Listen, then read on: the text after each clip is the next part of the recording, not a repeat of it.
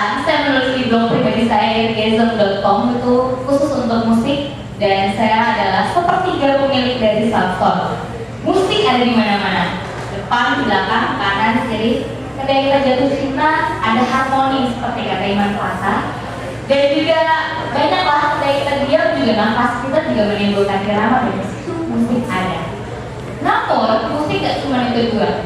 Jadi ada satu skena musik di Indonesia atau di luar yang mungkin banyak sekali unsur yang kita juga gak sadar.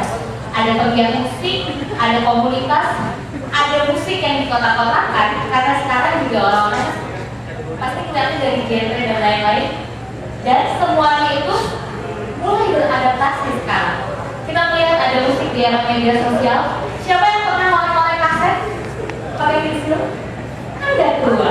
Dan sekarang udah mulai berganti. Kita bisa dengar dari tracks langsung satu mixtape, dan itu juga banyak sekali perubahan zaman yang terjadi. Di era digital semua orang memiliki kemampuan untuk menjadi media. Siapapun bisa. Project bisa bikin medianya sendiri dengan kemampuan dia di media sosial. Dan nanti juga kita bakal lihat Robby Malau dengan Musikator. Semua tergantung pada konten. Tahun 2012 saya keluar dari kantor. Ketika itu saya merasa saya harus mengikuti passion saya di musik. Lalu saya sekolah lagi, saya sekolah musik di Institut Musik Daya Indonesia. Saya belajar sejarah, psikologi, sosiologi, dan semua hal tentang musik, agar saya bisa lebih mencerna sebenarnya musik itu rootsnya ada apa aja sih, akarnya seperti apa. Dan tahun 2012 saya memulai masuk lagi ke skena musik melalui media sosial. Ada bincang minggu setiap hari minggu, dan pertama kali bincang minggu tamunya dari Iman Plata. Di sini saya berbincang-bincang dengan semua penggiat musik, komunitas, dan apa yang berhubungan dengan musik. Lalu saya menemukan satu quotes ini. Ketika banyak sekali orang Indonesia yang kreatif di mana-mana, tapi nggak semua orang bisa berbuat dan bergerak. Anda pernah merasa banyak ide tapi nggak ada eksekusi nggak? Dan itu tuh terjadi di mana-mana. Makanya ketika George Boyce ngomong kayak gini, gue dapat banget gitu. Dan tahun 2012 saya bikin Sahabat Lokananta bersama teman-teman, salah satunya ada Sarah Hilados di sini. Ketika itu di Solo ada salah satu studio yang mati, dan kita bikin awareness di media sosial, lalu kita bikin konser, ada Wetsus The Couples Company, dan sekarang Lokananta hidup lagi, lalu mereka juga sekarang bisa banyak yang rekaman di situ. Dan di sini ada 2x2 Substore di lantai atas Pasar Santa. Tadinya Pasar Santa itu 7 tahun mati, yang lantai atas itu, dan kami membawa satu piringan hitam dan kami masukkan musik ke dalam pasar tersebut. Pasarnya pasar konvensional, pasar bawah, di bawah ada sayur, ada tukang buah-buahan, dan antusiasme orang terhadap Pasar Santa mulai berdatangan. Orang-orang yang suka musik datang, mereka mendengarkan. Sebelahnya ada kedai kopi, dan mereka disitu mendengarkan musik.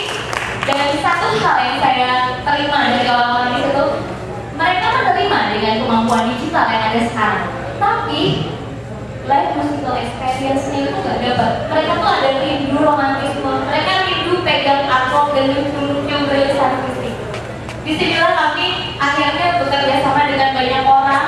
Di sini ada teman-teman yang ekonomi yang bergerak di ekonomi kreatif, ada Letback Blues Score juga, dan banyak lagi teman-teman yang lain. Akhirnya Pasar Santa kembali hidup, lantai atasnya, dan sekitar 300 toko sekarang habis tersewa.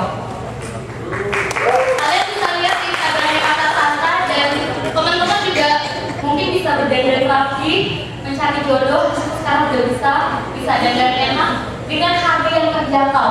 Saya nggak mau kalau misalkan orang ingin punya vinyl harus keluar kocek gede, ingin punya barang-barang bagus, buku keren, mereka harus keluar uang banyak.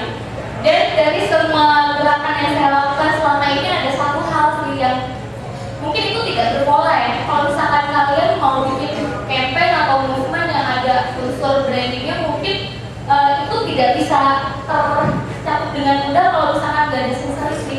Itu yang paling penting. Kalau kamu melakukan passion, sincerity itu akan tumbuh. And ini adalah satu hal yang saya lihat dari musik. Musik mempunyai kekuatan yang sangat besar untuk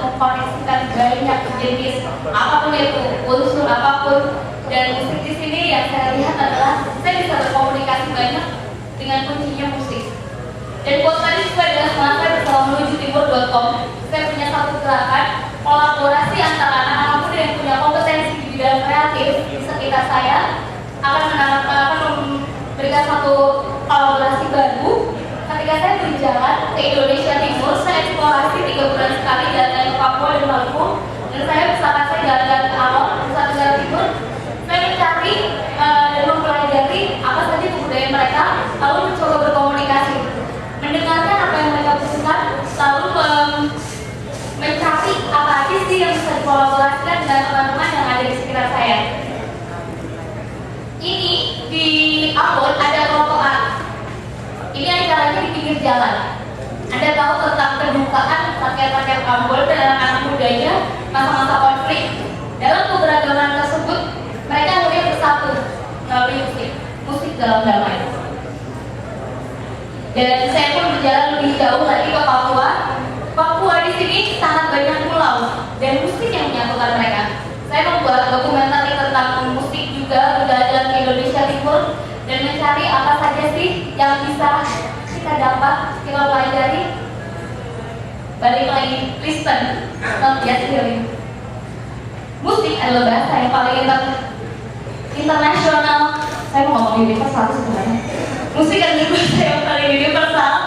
Kalau misalkan kamu mendengarkan musik dan merasakan apa yang ada dalam kekuatannya, kita akan bisa lebih banyak berbuat dan